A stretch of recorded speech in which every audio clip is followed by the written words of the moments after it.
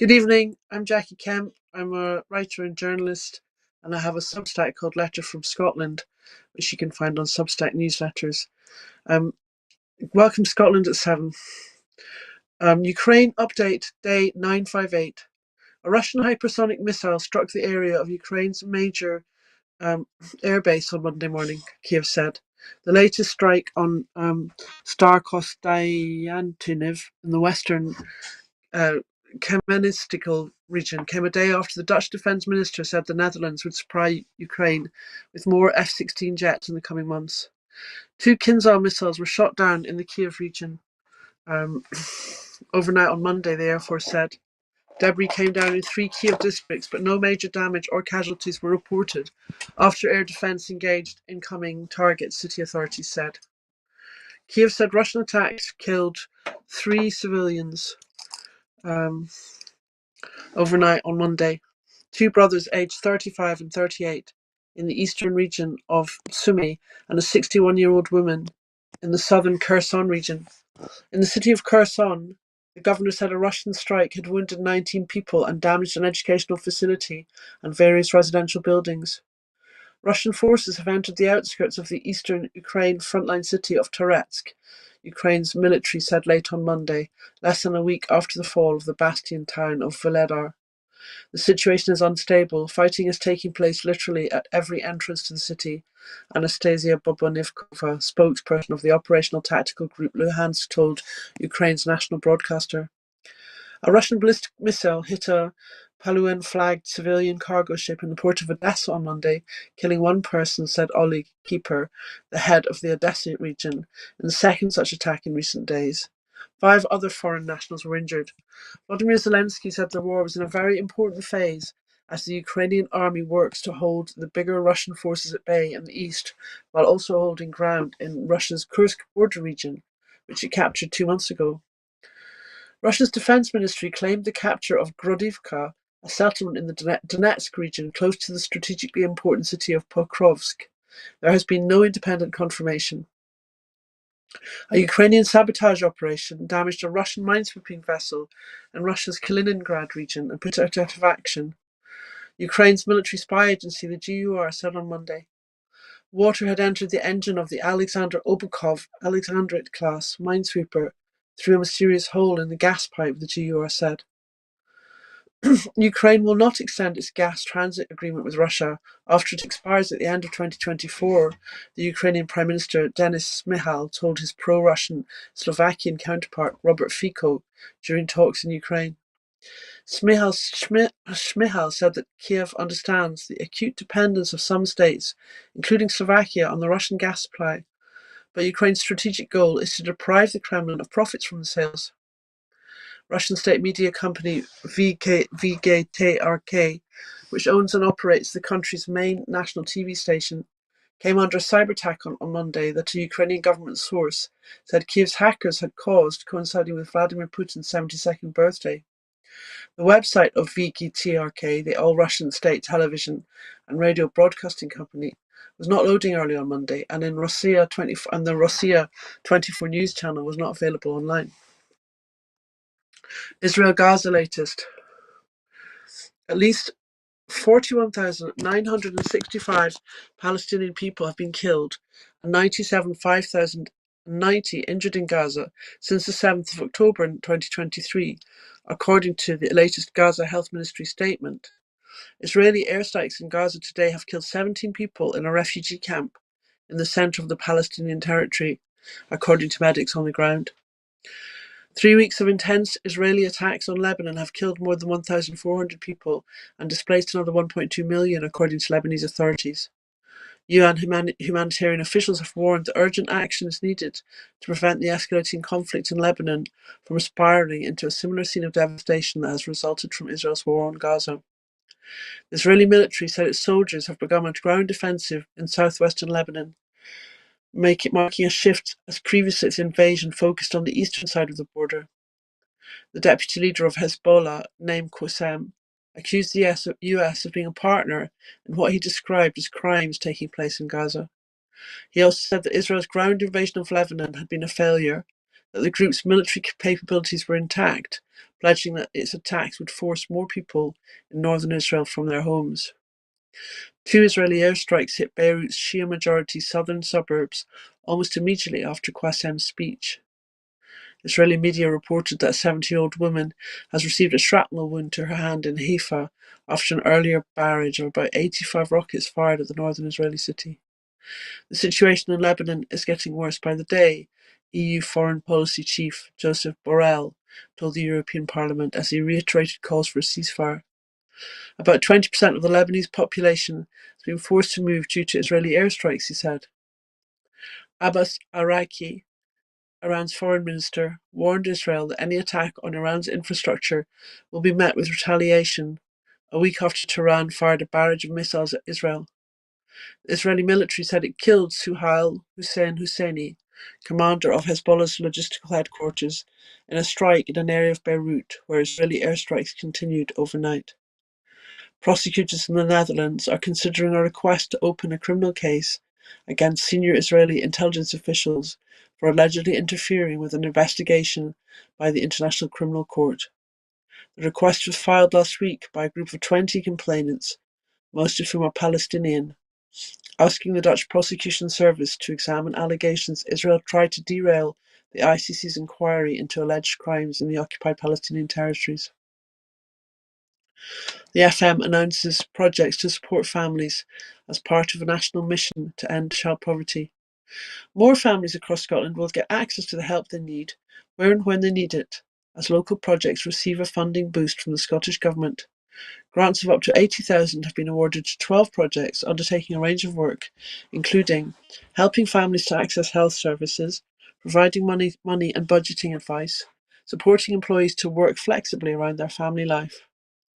The Child Poverty Practice Accelerator Fund invests in innovative local projects to tackle child poverty, a commitment in this year's programme for government. First Minister John Swinney welcomed the announcement on a visit to Centre Stage, a performing arts charity in Kilmarnock.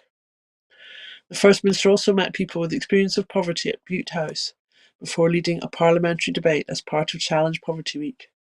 The First Minister said, "Organisations like Centre Stage demonstrate how the government is working closely with communities, local government and the third sector to help families facing challenges right now. My national mission to end child poverty is underpinned by the importance of this type of collaboration. We want to see this community-focused approach replicated across Scotland. That's why our Fairer Future partnerships are expanding to 5 new areas across Scotland, joining up local services, offering financial advice and supporting parents into work. Engaging people with experience of poverty as we build these services is at the heart of the government's approach, and we are building on the strong foundations we have laid to end poverty in Scotland. The Child Poverty Practice Accelerator Fund will kickstart another 12 innovative projects across the country to give even more families the help and support they need." The SNP condemns Labour's cuts to pensioners' winter fuel payments. The SNP has asked Scottish Labour MSPs whose side they're on, as Holyrood voted on a motion calling for the UK Government to reinstate the winter fuel payment. Scottish Labour MPs supported the decision to scrap the winter fuel payment for 880,000 Scottish pensioners, leaving them at risk of poverty as we enter the cold months. Since coming to power in July, one of the first announcements of the new Labour UK government was to cut this vital lifeline, which is designed to help the most vulnerable in society stay warm in winter. The SNP have warned that as a result, many pensioners will be forced to choose between heating their homes and putting food on the table. In a motion in the name of the First Minister debated at Holyrood today, the Scottish Government called for Westminster to U-turn on the cuts to the pensioners' winter fuel payments. The vote was passed by 99 votes to 14. The SNP responded by describing Anas Sarwar as weak after he chose to vote with the Westminster policy line instead of standing up for Scotland's pensioners. Commenting, SNP MSP Claire Hawkey said, "Today Anas Sarwar made his choice. It's more important for him to lie down for secure starments than to stand up for vulnerable pensioners in Scotland." The GB's energy chair is unable to say when energy bills would fall. GB Energy's chair has been unable to say when energy bills would fall as a result of Labour's flagship policy. The Labour Party made a campaign pledge to cut bills by £300, but the policy appears to have fallen at the first hurdle at the GB Energy Committee met for the first time today. Under questioning for Stephen Flynn, GB Energy's Jürgen Mayer was unable to provide any detail on when bills may fall as a result of GB Energy. He refused to give any timescale on the delivery of the Labour Party's principal campaign pledge. Speaking after Mr Mayer's evidence session, the SNP Westminster leader said, "The Labour Party made a cast-iron pledge to cut bills, but their flagship policy has no commitment to doing so, and their chair was unable to say when GB Energy would see bills fall. The only thing that's fallen is Labour's principal campaign pledge and the first hurdle." So Keir Starmer and Anna Sarwar promised voters they would slash energy bills by 300, but instead they've robbed about 900,000 Scottish pensioners of their winter fuel payment to the tune of £300 and left millions of people worse off. Wednesday deadline for Rachel Reeves to decide on changes to fiscal rules. Rachel Reeves must decide by Wednesday whether to change the government's fiscal rules to potentially unlock up to $57 billion in additional spending on infrastructure at this month's budget, or stick with the Tory spending plans. There are reports that the Treasury has said that the Chancellor would need to make a decision before submitting the major measures for her tax and spending event on the 30th of October to the Office of Budget Responsibility, OBR, and the Treasury has set up a Wednesday internal deadline to update the OBR on the Chancellor's plans. The OBR will then use these policies to forecast their impact on the economy and the public finances before privately sharing its findings with Reeves on Monday next week. In a new report, the Centre-Left Institute for Public Policy Research, IPPR think tank, which carries significant influence in the Treasury, urged Reeves to target public sector net worth as her debt measure to unlock as much as $57 billion in additional headroom for investment. One of the most flattering measurements of the government finances, which is already tracked by the OBR. The gauge takes into account the value of public assets such as roads, schools and hospitals, as well as debts and other liabilities. Although a decision is required this week, the Chancellor has until the 25th of October to submit her final resolution to the OBR. In its manifesto, Labour committed to two fiscal rules: balancing day-to-day expenditure with tax receipts, and getting debt falling as a share of the economy in the fifth year forecasts, mirroring the fiscal rules of the outgoing Conservative government. James Cleverly ahead in Tory leadership contest. James Cleverly has soared ahead in a Tory leadership contest as Tom Tugendhat gets voted out, which when Robert Jenrick is just one vote ahead of Kemi Badenoch. Here are the results of the latest round of voting. James Cleverly, 39, up 18 from the last round. Robert Jenrick, 31, down 2. Kemi Badenoch, 30, up 2. Tom Tugendhat, 20, down 1. Robert Jenrick has been the clear bookmakers' favourite in the Tory leadership contest until last week. However, he appears to have been damaged by his claims that British Special Forces operated a take-no-prisoners policy. Before the general election, Kemi Badenoch had been favourite for a long time, but the odds shifted when it was thought she was unlikely to make the final ballot. At the Conservative conference last week, it was clear that Cleverly had won the final hustings by delivering the best speech on the final day. Cleverly and Badenoch now both have a path to victory, but for Jenrick it's much harder. A survey of Tory members by Conservative Home at the weekend implies that if Cleverly and Badenoch are on the final ballot, Badenoch would win narrowly. Cleverly's best chance of becoming leader would involve going into a final ballot against Jenrick. The figures suggest he would win quite easily, as they put him on 54% against Jenrick's 36%, which has led to the prospect of Cleverly supporters being tempted to lend votes to Jenrick to get him over the line in tomorrow's vote. Climate experts. Many of the Earth's vital signs have hit record extremes. This is climate experts warn that humanity's future is in the balance. Many of the Earth's vital signs have hit record extremes, indicating that the future of humanity hangs in the balance, a group of the world's most senior climate experts has said. More and more scientists are now looking into the possibility of societal collapse, said the report, which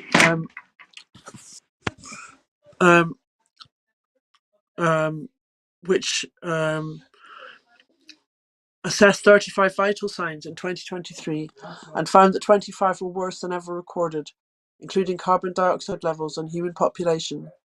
This indicates a critical and unpredictable new phase of the climate crisis, they said. The temperature of the Earth's surface and oceans hit an all-time high, driven by record burning of fossil fuels, the report found. Human population is increasing at the rate of approximately 200,000 people a day, and the number of cattle and sheep by 170,000 a day, all adding to record greenhouse gas emissions. The scientists identified 28 feedback loops, including increasing emissions from melting permafrost, which could help triple multiple tipping points, such as the collapse of the massive Greenland ice cap. Global heating is driving increasingly deadly extreme weather across the world, they said, including hurricanes in the US and 550C heat waves in India, with billions of people now exposed to extreme heat. The scientists said their goal was to provide clear, evidence-based insights that inspire informed and bold responses from citizens to researchers and world leaders. We just want to act truthfully and tell it like it is. Decisive, fast action was imperative, they said, to limit human suffering, including slashing fossil fuel burning and methane emissions, cutting overconsumption and waste, and encouraging a switch to plant-based foods. We're already in the midst of abrupt climate upheaval, which jeopardizes life on Earth like nothing humans have ever seen, said Professor William Ripple at Oregon State University, who led the group. Climate change has already displaced millions of people, with the potential to displace hundreds of millions or even billions, he said. That would likely lead to greater geopolitical instability, possibly even partial societal collapse. The assessment, published in the journal Bioscience, said the concentrations of CO2 and methane in the atmosphere were at record levels. Methane is a potent greenhouse gas, 80 times more powerful than CO2 over 20 years, and is emitted by fossil fuel operations, waste dumps, cattle and rice fields.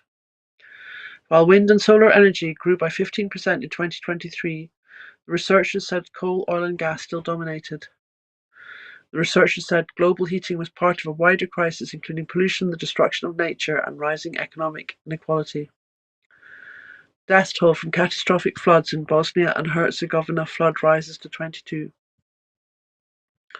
The rescue teams, which have been working flat out to search for any people still missing in the aftermath of last week's catastrophic floods and landslides in Bosnia and Herzegovina, have found another body, taking the confirmed death toll to 22. The latest victim was found in the area of Butarovic Polje by Lake Jablanka. Another 2 flood victims were discovered previously in Butarovic Polje, and rescue teams are still looking for 2 missing persons there. The European Union has sent teams of rescuers and supplies to Bosnia and Herzegovina, following Sarajevo's official request to activate the EU Civil Protection Mechanism. Bosnia and Herzegovina became a full member of the EU CPM in September 22. This is the first time that they've requested assistance through that programme. The EU is providing satellite images through its Copernicus satellite system to assist the local authorities in assessing the damage. The EU Commissioner for Crisis Management, Yanis Lenarčič, expressed gratitude for the numerous offers of assistance to Bosnia and Herzegovina. The Social Justice Secretary sets out the Scottish Government's plans to advance human rights in Scotland.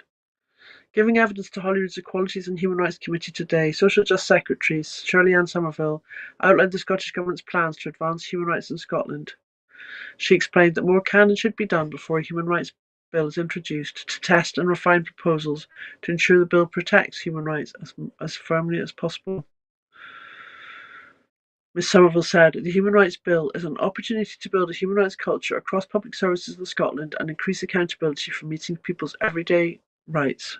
However, given the significant complexity of the bill, there's more that can be done now to refine proposals further. Community wildflower planting at Westfield Park, Aberdeen. BugLife Scotland led a highly successful wildflower planting session at Westfield Park in Aberdeen on Monday, bringing together a group of volunteers. The event, sponsored by SSEN Distribution, saw over 3,200 plug plants and native wildflower seeds supplied by Scotia Seeds added to the park's growing, flower-rich grasslands. It's a key site in the Aberdeen Beelines project, an initiative that tries to create stepping stones of habitat across the city to support pollinators like bees, butterflies, hoverflies and moths. With 97% of the UK's grasslands lost since the 1930s, projects like this are essential to help pollinators thrive. Scotland's population grows. In the year to mid-2023, Scotland's population rose faster than any time since the 1940s, according to the National Records of Scotland. The mid-year population estimate for 2023 put the population at 5,490,000. That's up 43,000 from the middle of 2022. It's an 0.8% increase on the previous year and the biggest jump in 1 year since 1946. Almost two-thirds of people moving to Scotland came from outside the UK. We also saw a fall in the number of people leaving Scotland. Inward migration fell slightly compared to the previous 12 months, but there was a bigger drop in outward migration. Commenting, Equalities Minister Cowcab Stewart said, "These results confirm Scotland continues to be an attractive and welcoming country, with people across the UK and internationally choosing to call home. Inward migration is essential to our continued population growth and the sustainability of our public services." Highland and Islands MSP Emma Ruddick said, "These figures confirm Scotland's an attractive place to live and work. However, the fact that populations in rural and island communities, including those I represent, has fallen shows the unique challenges facing those areas. Acute labour shortages as a direct consequence of Brexit, hostile Westminster economic policies, neither of which Scotland voted for." Before I go, I just want to remind you that at Broadcasting Scotland we depend on the generosity of our supporters. To everyone who's donated and everyone who's signed up to make a regular payment, thank you very much. We face costs of over 4,000 every month, but only receive donations of 2,500. We urgently need more regular subscribers, but we need to clear our debts as well. We're at crisis point, really need to increase our donations to be able to pay our bills and survive. Our programs will always be free to view. However, if you can afford £5 a month, please consider becoming a supporter and donate whatever you can afford. Thank you. Goodbye.